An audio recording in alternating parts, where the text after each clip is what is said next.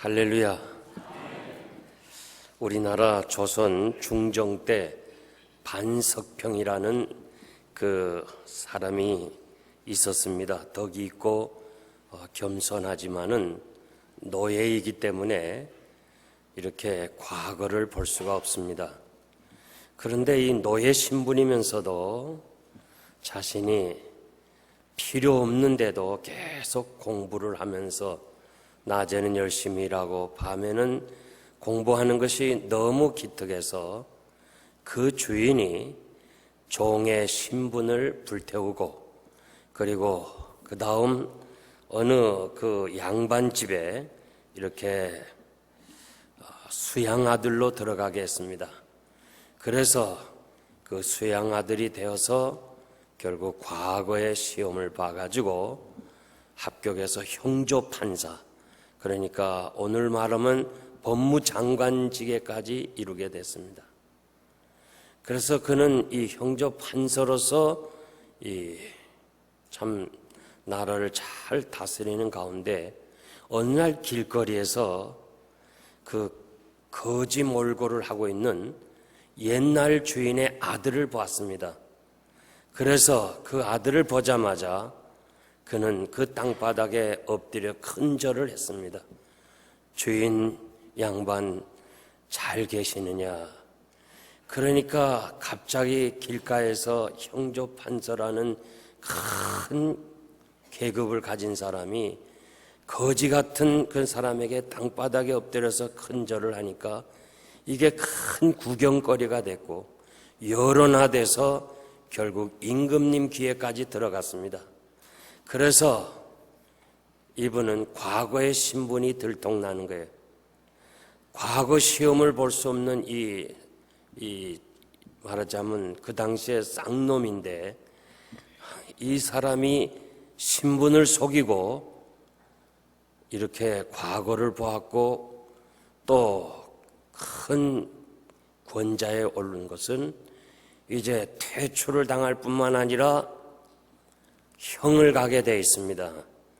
그런데 평소에 그분의 그 인격과 됨됨이를 통해서 신하들이 왕에게 이렇게 호소를 합니다.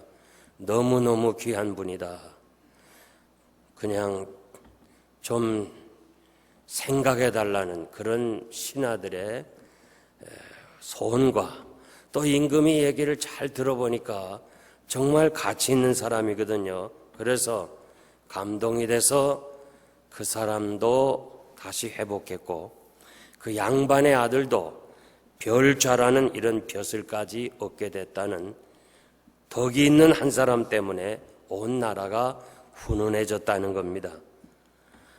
덕이 있는 사람이 있으면 가정도 훈훈하고 교회도 훈훈하고 나라도 훈훈합니다. 베드로전서 2장 9절 보면 오직 너희는 택하신 족속이요 왕 같은 제사장이요 거룩한 나라요 그의 소유된 백성이 이는 너희를 어두운 데서 불러내어 그의 기이한 빛에 들어가게 하신 이에 아름다운 덕을 선전하게 하려 하심이니라. 그러니까 하나님이 우리를 부르신 것은 하나님의 아름다운 덕을 선전하기 위함이라고 그랬습니다. 그렇기 때문에 우리가 먼저 덕이 있는 사람이 돼야 돼요. 아멘입니까? 성도의 인격이 덕입니다. 사도 바울은 교회 모든 성도들에게 덕을 세우기 위해서 힘쓰라. 로마서 19장, 14장, 19절 말씀입니다. 로마서 15장 2절 보니까 우리 각 사람이 이웃을 기쁘게 하되 선을 이루고 덕을 세우도록 할지니라. 에베소서 4장 29절 보니까 무릇 더러운 말은 너희 입 밖에도 내지 말라. 오직 덕을 세우는 데 소용대로 선한 말을 하여 듣는 이에게 은혜를 끼치게 하라. 덕을 세우기 위해서 더러운 말은 입 밖에도 내지 말라. 우리가 요 근래 목사 아들이고 또 그 사람은 정말 가만히 있어도 정책적으로 추천을 받은 사람이기 때문에 국회의원은 될 사람인데 이 사람이 쓸데없이 성경도 안 배웠는가 봐요. 영생교회였더라면 성경을 배웠을 텐데. 그래서 8년 전에 그 더러운 말을 한 것 때문에 결국 그는 그 성공할 기회를 잃어버렸어요. 그래서 난 이 사건을 보면서 아무도 모르잖아요. 8년 전에 라디오 방송에서 한 얘기가. 아무도 모르지만요, 언젠가 우리가 주님 앞에 섰을 때 그것이 다 나타날 거예요. 그러므로 우리가 말 조심해야 돼요. 야고보서 3장 2절 보니까 우리가 다 실수가 많은 사람이지만은 말 조심하면, 말을 삼가하면 온전한 사람이라고 그랬어요. 교회 안에서 말 때문에 상처받고 아픔을 느끼고 교회를 떠난 사람들도 있습니다. 잠언 15장 23절 보니까 사람은 그 입의 대답으로 말미암아 기쁨을 얻나니 때에 맞는 말이 얼마나 아름다운고. 주 여호와께서 내게 학자의 혀를 주사 곤비반자와 어려운 자에게 말로 도와주게 하소서. 이사야 선지자의 기도 제목이에요. 우리가 궁핍한 사람, 어려운 사람에게 꼭 물질로 도와주는 것만이 아니라 말로서도 도와줄 수 있다고 말해요. 고린도전서 10장 23절 말씀 보면 모든 것이 가하나 모든 것이 유익한 것이 아니요 모든 것이 가하나 모든 것이 덕을 세우는 것이 아니라고 그랬어요. 여러분, 모든 것 다 할 수 있어요. 그러나 모든 것을 덕이 될 수가 없다는 거예요. 우리가 교회 안에서 받은 은사대로 할 수 있습니다. 그러나 덕을 세우는 데 힘쓰라고 그랬습니다. 오늘의 본문은 계속해서 은사 문제를 말씀하고 있습니다. 그러면서 중요한 것은 모든 은사가 교회의 덕을 세워야 된다고 말씀합니다. 26절에 보니까 그런즉 형제들아 어찌할꼬 너희가 모일 때 각각 찬송시도 있고 가르치는 말씀도 있고 계시도 있으며 방언도 있으며 통역감도 있나니 모든 것을 덕을 세우기 위하여 하라. 교회 안에 우리가 모든 은사가 다 있습니다. 오늘 우리가 찬양의 은사를 받은 사람이 찬양했고 또 기도의 은사를 받은 사람이 기도했습니다. 우리 모든 다 은사들이 다 있어요. 그런데 덕을 세우도록 하라. 덕을 세우는 것이 은사 활용의 기초가 된다는 거예요. 다시 말해서 덕을 세우지 못한다면 그것은 은사가 아니라는 것입니다. 32절 보니까 예언하는 자들의 영이 예언하는 자들에게 제재를 받나니 제재를 받는다고 그랬어요. 이 제재라는 말은 종속하다, 복종하다, 굴복하다 그런 말입니다. 그러니까 우리가 예언을 말할지라도 스스로 절제하라는 거예요. 덕을 세우기 위해서 그렇습니다. 성령 충만 받았다고 해서 절제하지 못하면 교회 덕이 안 된다는 거예요. 성령의 열매가 뭐예요? 절제라는 거예요. 절제가 맨 끝에 와서 열매가 없는 것 같이 생각하고 가치 없는 것 같이 말하는 게 아니고 모든 열매의 마무리는 절제를 하라는 거예요.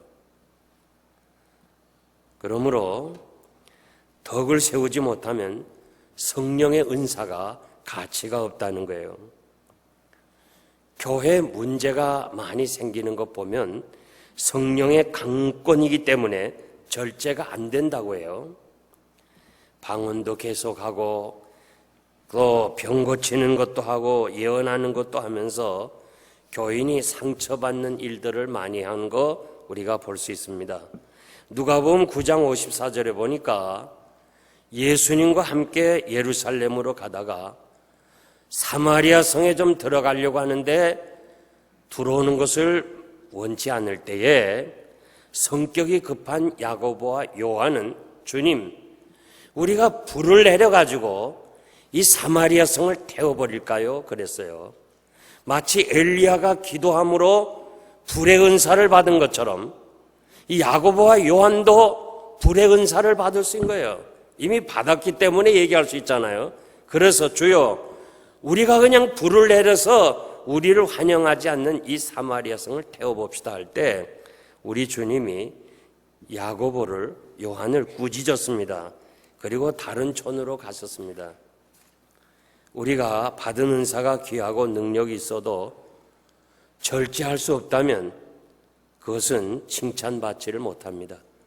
우리 주님은 잡히면서 내가 12영이나 되는, 한 영이 6,000명 이상이니까 12영이나 되는 그 천사들을 동원해서 얼마든지 나를 잡으러 오는 사람을 대적하고 놓을 수 있지만은 아버지의 뜻이고 성경을 이루기 위해서 자신은 절제하는 것을 보여주었습니다. 이기기를 원한다면 모든 일에 절제하라고 고린도전서 9장 25절에서 말씀합니다. 여러분들이 삶에서 승리하기를 원합니까? 모든 경영에서 이기기를 원하십니까? 그렇다면 절제가 필요하다고 우리들에게 말씀합니다. 오늘 저녁 본문 말씀을 통해서 이 덕을 세우라는 말씀, 이러한 제목을 가지고 어떻게 하면 덕을 세울까? 세 가지 말씀드리겠습니다. 첫째는 절제입니다. 20절에서 25절 보니까 한마디로 절제를 말씀하고 있습니다. 20절 보니까 형제들아, 지혜에는 아이가 되지 말고 악에게는 어린아이가 되라. 지혜에는 장성한 사람이 되라고 그랬어요. 고린도 교회 성도들 어른입니다. 저들은 무엇보다도 은사를 받았다고 자랑하는 사람이에요. 그리고 정말 자기들은 교회 안에서 제일 섬기는 사람이라 이렇게 말하는 사람들에게 너희들의 그 지혜는 아이가 되지 말고 어른이 되라는 거예요. 여기 지혜라는 말은 감정, 본능, 정신, 그런 뜻이에요. 그러니까 정신 연령으로 어린아이가 되지 말라. 어른이면서도요, 정신 연령이 아이인 사람 많아. 어른이지만 받은 은사를 가지고 행동하는 것이 꼭 아이들처럼 행동한다는 거예요. 고린도전서 3장 1절 보니까 사도 바울은 고린도 교인들에게 육신에 속한 자 같아서 내가 너희를 어린아이같이 대한다고 그랬어요. 고린도전서 13장 11절 말씀 보면 사도 바울도 내가 어렸을 때는 말하는 것이 어린아이 같고 생각하는 것도 어린아이 같고 깨닫는 것도 어린아이 같다가 장성한 사람이 되어서는 어린아이를 버렸노라고 그랬습니다. 제가 이렇게 목회하면서 성도들을 보면 꼭 말하는 것이 어린아이 같고 생각하는 것이 어린아이 같고 깨닫는 것이 어린아이 같은 사람들이 많이 있어요. 저 사람이 과연 어른인가 생각할 정도로 의아심을 가질 정도로 그렇게 어린아이처럼 행동하는 사람이 있어요. 한 영혼을 위해서, 교회를 세우기 위해서 자신의 권리나 자유를 포기하고 억제하고 절제하게 될 때 교회의 덕을 세우는 줄 믿습니다. 악에는 어린아이가 되라. 악한 일에는 아이가 되라고 그랬어요. 어른들이 아이들을 괴롭히고 심지어는 막 구박하고 때릴 때 반드시 어른들이 잘못한 거 알아요. 그러나 아이들이 대항하는 거 봤어요? 여러분의 아이들을 여러분이 때릴 때 아버지 왜 때려? 하고 막 대항하고 이 다음에 두고 봅시다. 그런 사람 있어요? 그냥 아버지가 때리면 말을 맞아요. 어떨 땐 아버지 감정으로 막 때릴 때도 있어요. 어떨 땐 엄마가 자기 기분 나쁜 또 때릴 때도 있어요. 그러면 울지언정 대항하지 않아요. 악을 악으로 갚아서는 안 돼요. 더 큰 악이 생겨요. 악은 사람의 감정을 상하게 하는 거예요.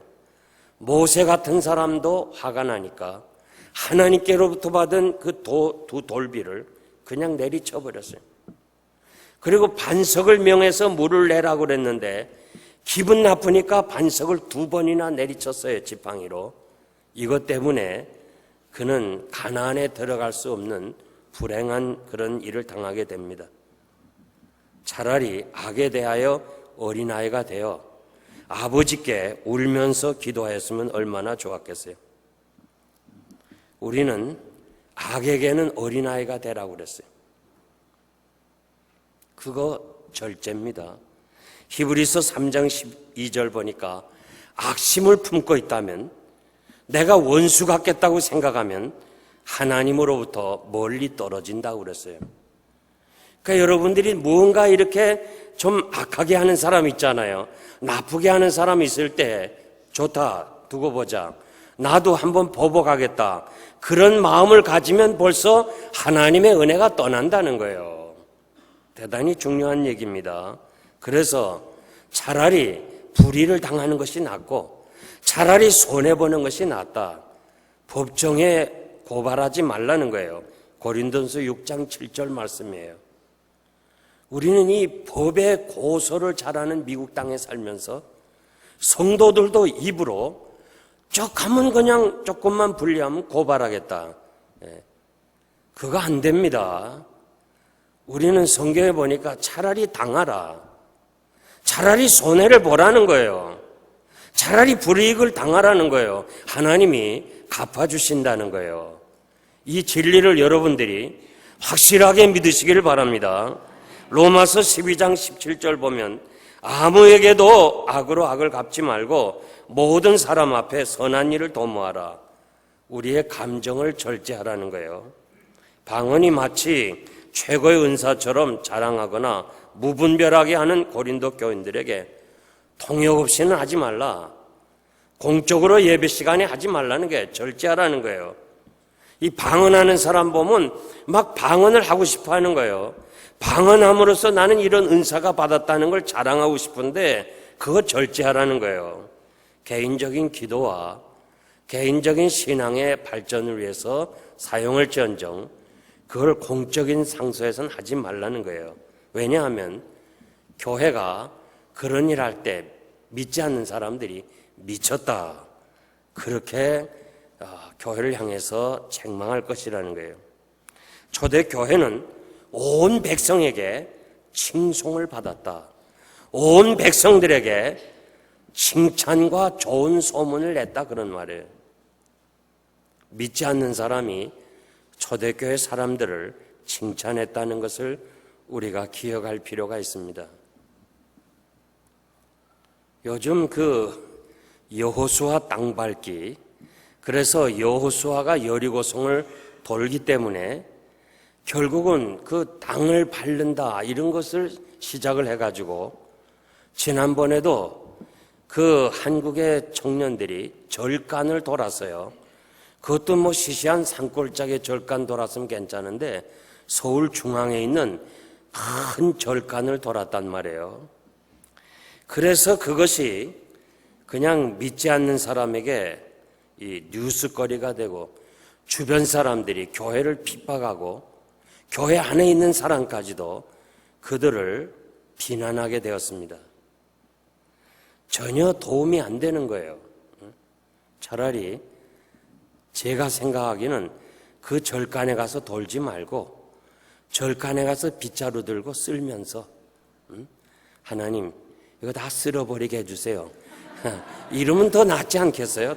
남들이 볼 때도 야, 저 젊은이들이 저렇게 저를 위해서 와서 쓸어간다. 우리가 무엇을 하도 덕을 세워야 돼요. 우리가 받은 은사가 있습니다. 언제나 내가 받은 은사가 대접을 받고 인정받기를 원합니다. 각자가 섬기는 부서가 잘 되기를 소원합니다. 내가 속한 전도회가 잘 되기를 원합니다. 그러나 중요한 것은 전체 교회를 생각하고 그리고 성도들을 생각하고 절제가 필요하다, 그 말이에요. 그가 얼마나 오래 신앙생활을 했는가, 그가 무슨 직분을 가지고 있는가, 그가 무슨 은사를 가지고 있는가, 이런 문제가 그의 신앙의 성숙을 말하지 않습니다.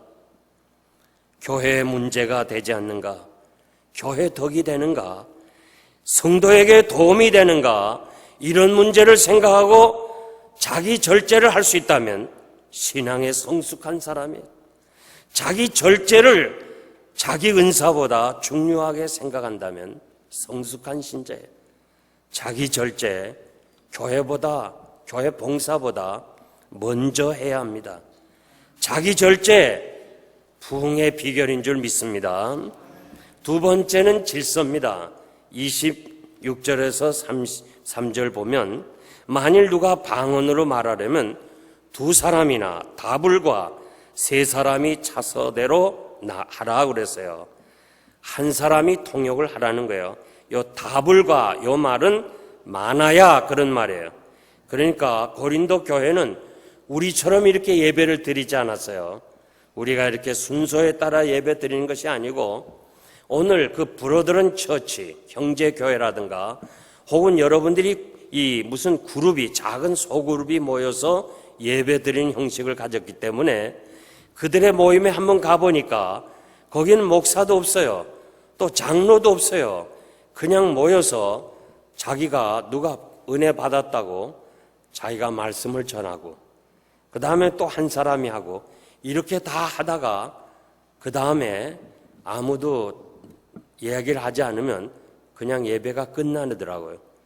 저는 고린도 교회가 그런 것 같아요. 그래서 모여서 예배를 들으면서 그냥 한 사람 두 사람씩 방언을 해야지, 각자가 방언을 하면서 은사 받았다고 하면 그게 무슨 말이 되는지 모르니까 하되 두 사람 세 사람 하되 반드시 통역을 세워서 알아듣게 하라는 거예요. 대단히 중요한 얘기입니다. 그리고 예언받은 사람도 마찬가지예요. 자기가 말씀대로 설교를 하고 싶으면은 막 여러 사람 하지 말고, 그러면 30명 모이는데 30명 다 하거나 100명 모이는데 100명 다 하면 밤새도록 해야 될 거 아니에요. 그러니까 두 사람, 많아야, 다불과 그 말이 많아야 세 사람 하라 그 말이에요. 내가 하다가 누가 옆에서 내가 지금 반드시 지금 계시를 받았다 하면서 그가 말하려고 한다면 처음 말하던 사람이 잠잠하라. 지금 말하는데 또 뒤에 사람이 말한다고 그래서 서로 말하면 어떻게 회중이 듣겠어요? 그러니까 무슨 말인가 하니 질서대로 하라 그 말이에요. 어떻게 하면 좋겠습니까? 우리가 모든 일을 하되 오늘 본문 40절 보니까 적당하게 하고 질서대로 하라. 이 질서가 있어야 되고 적당해야 된다 그 말이에요. 이태리와 이 프랑스 국경지대에 몬데인이라는 장소가 있었는데 여기서 이 비극적인 장소로 바뀌고 말았습니다. 2차 대전 당시에 이 불란서가 이렇게 전쟁에 참 이기는 기쁨과 함께 크리스마스 휴가를 맞이해서 이 1200명이 고향으로 돌아가기 위해서 기차를 탑니다.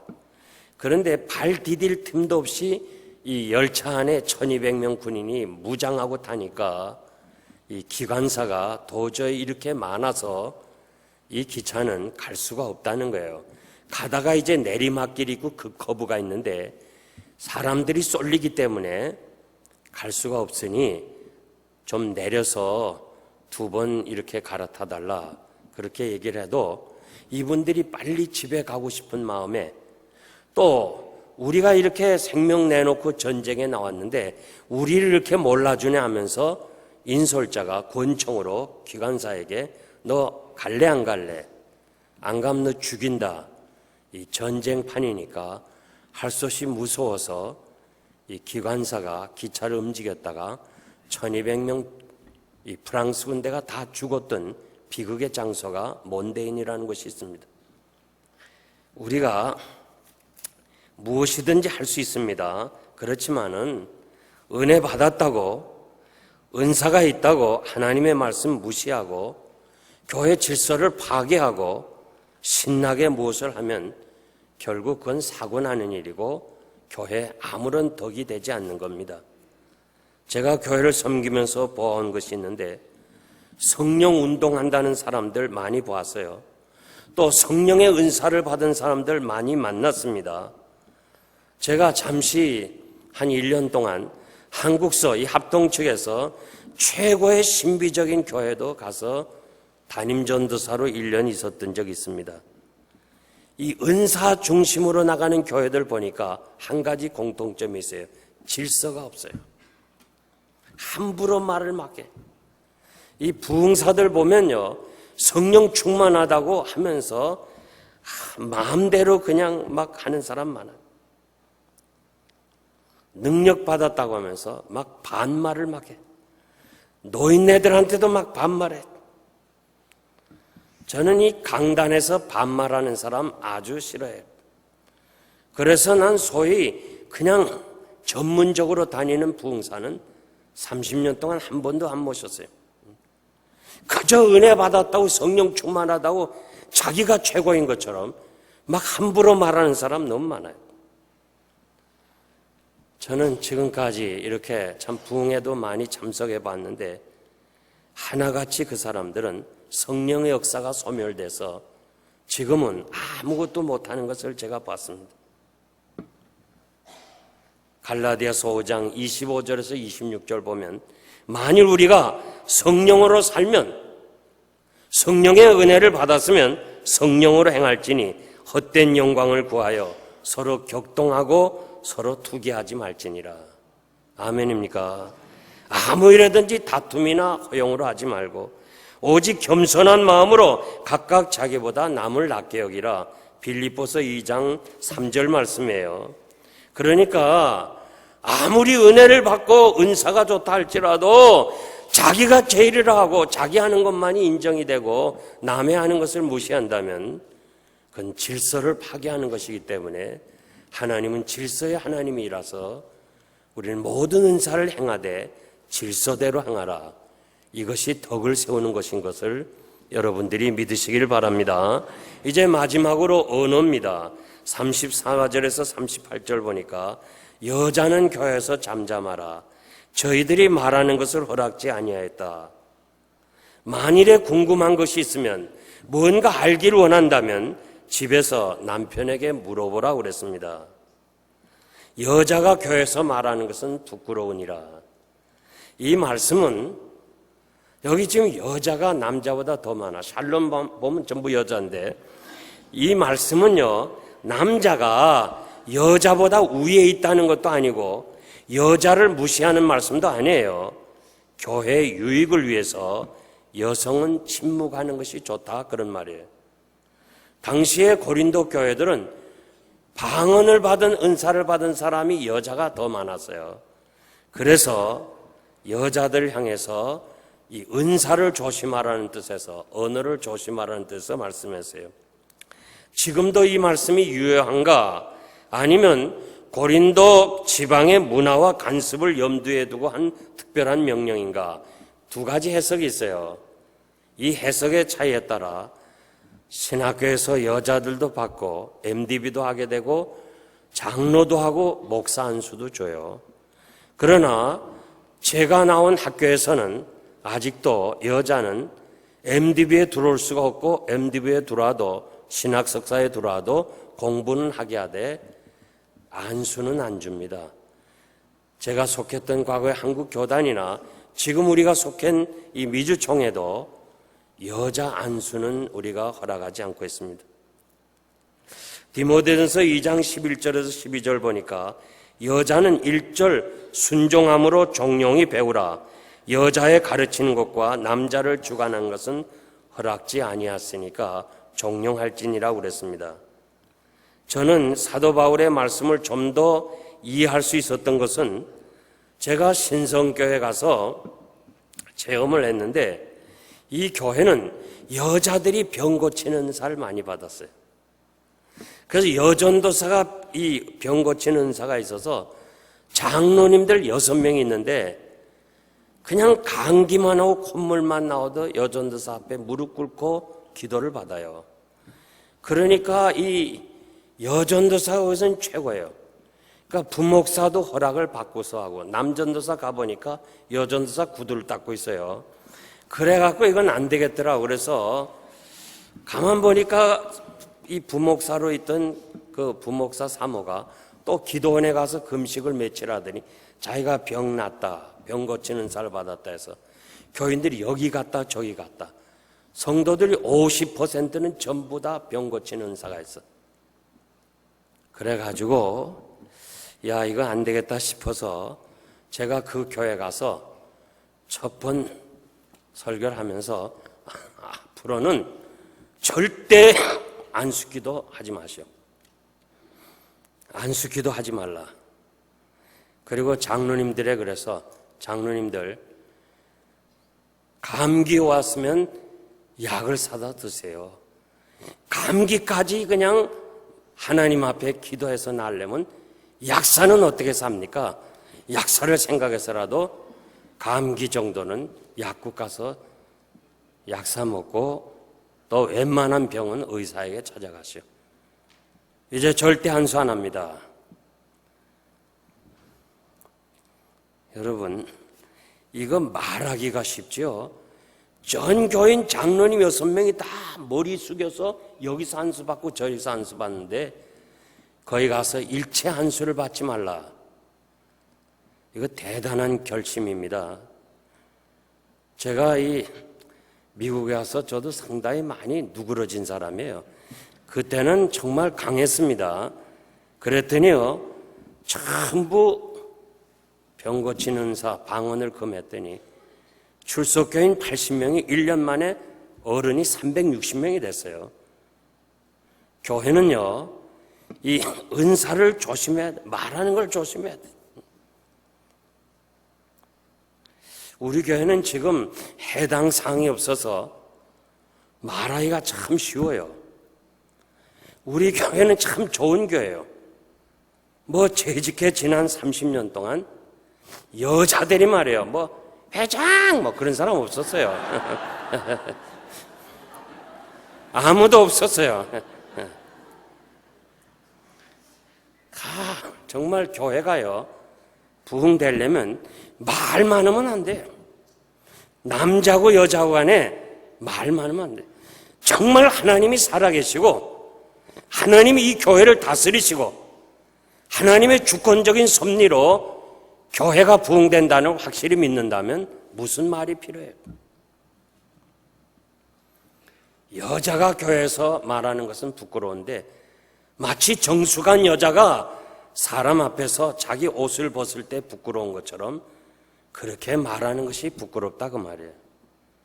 말하면 그 사람의 지식이나 인격이나 성품을 다 알게 돼요.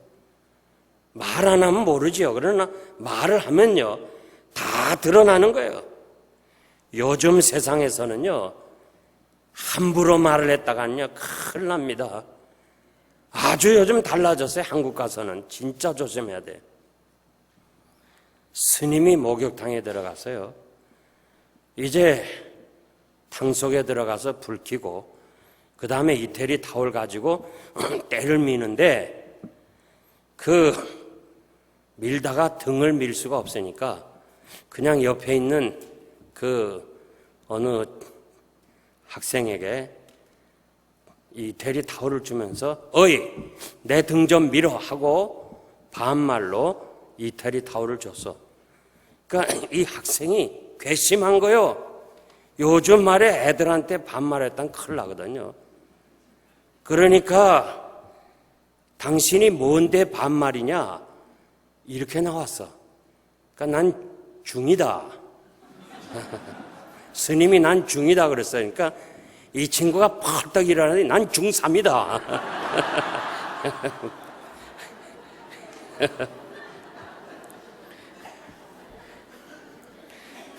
우리가 말 조심해야 돼요. 요즘 함부로 했다가는 당해요. 세상이 뭐 옛날과 달라요. 그래서 듣는 이에게 은혜를 끼쳐야 돼요. 기드온이 미디안을 이기고 돌아올 때 말이에요. 개선해서 돌아올 때 에브라임 사람이 시비를 걸잖아요. 야, 이렇게 전쟁에 나갔는데 왜 우리 안 불렀어? 안 부른 게 아닙니다. 기드온이 전체 다 우리가 나가자 이렇게 했는데도 미디안하고 싸워서는 이길 승산이 없다고 몸조심하다가 상황을 보니까 다 이겨가거든요. 유리하게 전개될 때 뒤늦게 참전하고는 미안해서 왜 기드온에게 이 전쟁에 우리를 참전 안 시켰냐 시비를 걸어올 때 기드온이 기분이 나쁘지만은 이번에 내가 한 일은 당신들 한 일에 비교하면 아무것도 아닙니다. 당신들은 미디안의 우두머리를 죽이지 않았습니까? 기드온은 이 에브라임의 허물을 덮어주고 오히려 칭찬해 주므로 시비를 걸러왔던 사람이 멋쓰게서 그냥 돌아간 사건이 사사기 8장에 나옵니다. 여러분, 항상 말에 소금을 쳐서 우리 말이 말이에요. 듣는 이에게 맛이 있도록 얘기해야 돼요. 그래서 더 듣고 싶어야 돼. 제가 지난번에 한번 말씀드렸는데요. 연세대학교 그 사회복지과 교수인 김재욱 교수가 우리가 말을 할 때요. 감사합니다. 미안합니다. 사랑합니다. 이 말을 6개월 동안 훈련 임상 결과를 보고하는데요. 우리 몸의 산화 스트레스라는 말은 뭐냐? 노화 현상을 일으키고 당뇨병, 성인병, 암을 유발하는 아주 나쁜 것인데 이것이 50%나 감소됐다는 거 아니에요? 감사합니다. 우리가 무슨 말할 때 감사합니다 할 때 절대 상대가 화내지 않아요. 그리고 뭔가 실수했을 때 미안합니다. 그리고 사랑합니다. 이 세 마디만 6개월 했더니 우리 환자, 몸의 환자들이 산화 스트레스가 50%가 줄었다는 거 아니에요? 양옆의 사람에게 지금부터 3번 해봅시다. 시작. 3가지.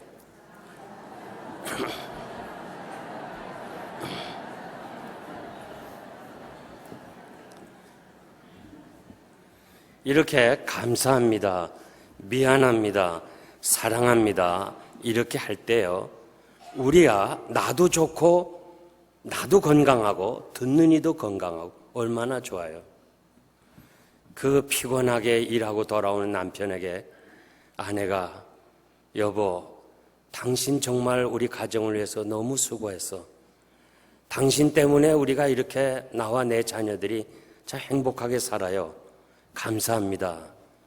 아내가 그렇게 말할 때 남편은 아니야.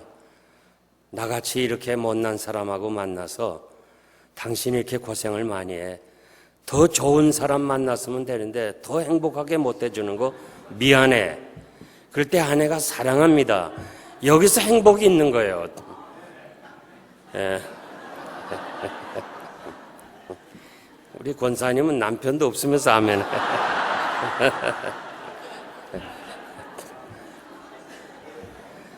이제 결론적으로 말씀드리겠습니다.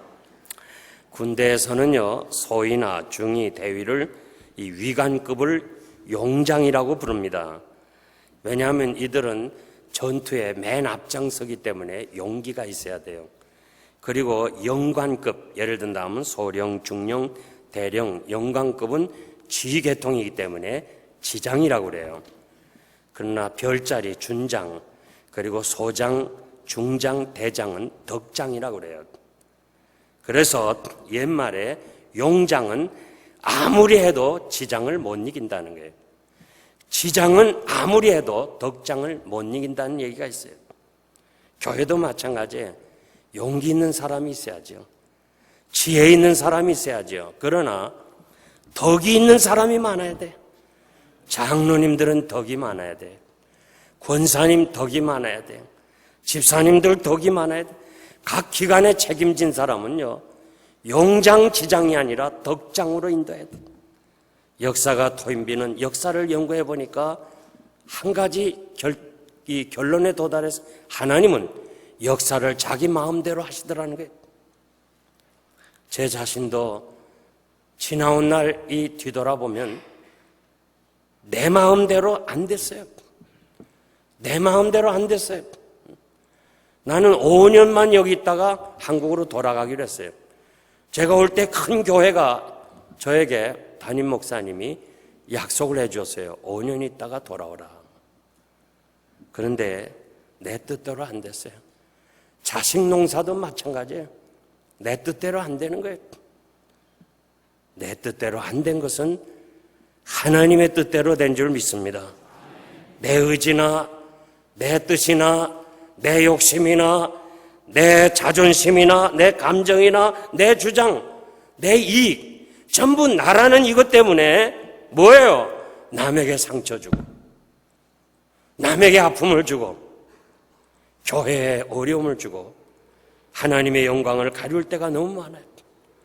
우리 이제 앞으로는 무엇을 하든지 무슨 말을 하든지 덕을 세우는 거, 내가 말 한마디 함으로써 상대가 좋아하고 상대의 그 피곤하고 참 힘들고 이민 생활에 지치고 어려워서 위로받으러 왔다가 상처받고 돌아가지 않도록 우리가 항상 말 한마디에도 위로해주고 격려해주고 그를 세워주고, 이것이 하나님이 원하시는 은사고 이 은사가 교회를 부흥시킨다는 것을 기억하고 이 교회는 주님 오실 때까지 우리가 덕을 세우는 데 힘쓰는 여러분 되시기를 바랍니다. 기도하겠습니다.